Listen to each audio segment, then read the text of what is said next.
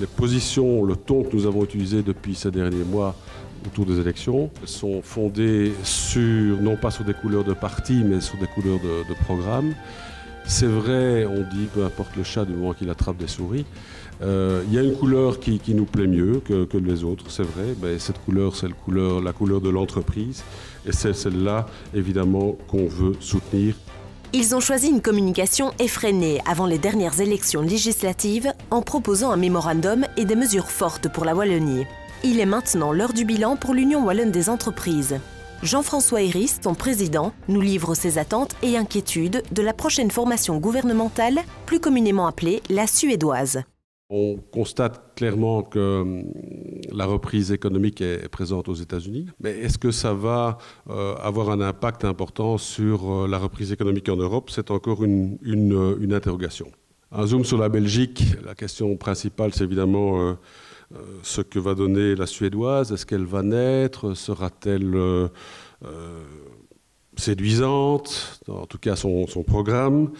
Et donc c'est vrai que les discussions en cours nous font quand même penser qu'on a quand même pas mal d'espoir au niveau des entrepreneurs avec ce qui est au menu. Donc que ce soit évidemment la réforme de l'impôt des sociétés, le coût salarial, les normes énergétiques, etc., etc. En Wallonie, à Bruxelles, évidemment, ces accords, ils existent depuis maintenant plus d'un mois. Mais c'est un peu des chiffres et des lettres, quoi, hein. Donc on a les lettres, mais non, on n'a pas les chiffres. Et ce qui est important ici maintenant, effectivement, c'est comment ces politiques qui ont été annoncées vont être mises en place pour justement assurer cette rupture ou en tout cas cette accélération dont nous avons cruellement besoin. Les 10 prochaines années, suite à la réforme de l'État, les moyens évidemment financiers attribués à la région wallonne et aux communautés françaises vont fondamentalement être réduits. Et donc je crois qu'on n'a pas énormément de temps pour mettre tout ça en œuvre. Il faut prendre des actions immédiates. Et je pense que c'est possible de le faire, mais évidemment pour pouvoir sortir de la situation actuelle, que ce soit en termes de chômage, en termes de prestations, etc., eh bien, il va falloir qu'on retrousse nos manches. On a aussi des conditions de succès qui sont là et qu'on demande, qu'on va réinsister dessus. C'est évidemment de remettre l'économie marchande au centre des préoccupations, dans les actions. Il faut évidemment le rappeler à chaque fois, mais je pense qu'il faut le rappeler aux syndicats, il faut le rappeler aux politiques, il faut le rappeler à tout le monde. Tout argent public a d'abord été un argent privé. Et ça, je pense qu'on l'oublie. Et parfois, on l'oublie un peu, et il y a un manque évidemment de confiance qui est là. Le plus beau message, évidemment, qu'on entend régulièrement, c'est maintenant les cadeaux aux entreprises. Donc, cadeaux aux entreprises, on entend ça tout le temps. Donc, traduit directement à cadeaux aux patrons. Alors, c'est quoi une entreprise? Est-ce que l'entreprise, c'est un patron et des actionnaires? Où sont les travailleurs? Est-ce qu'ils sont dans l'entreprise, pas dans les entreprises?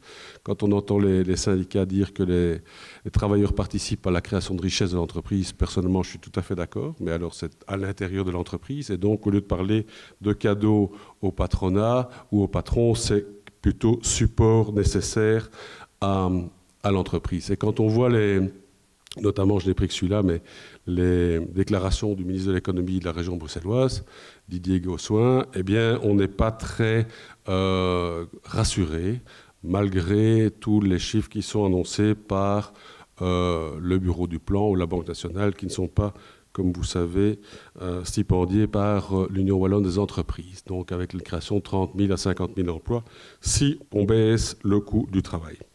Alors évidemment, il y a deux points majeurs qui sont évidemment le coût du travail et le coût de l'énergie. Le coût du travail, c'est clair. Je pense qu'il est énormément urgent d'arrêter de discuter sur le handicap salarial qui existe. Est-ce que c'est 16,5? Est-ce que c'est 12? Est-ce que c'est plus? Peu importe, on voit dans les faits concrets que les entreprises sont en difficulté. Et donc, je crois qu'il est très urgent de se mettre au travail et là-dessus, on a un peu d'espoir. Même chose pour les coûts d'énergie. Et je vous rappelle que même maintenant, la commodité a augmenté par rapport aux pays voisins et les taxes et surprimes font finalement qu'en Wallonie, on a parfois jusqu'à 35% de coûts supplémentaires par rapport aux autres régions.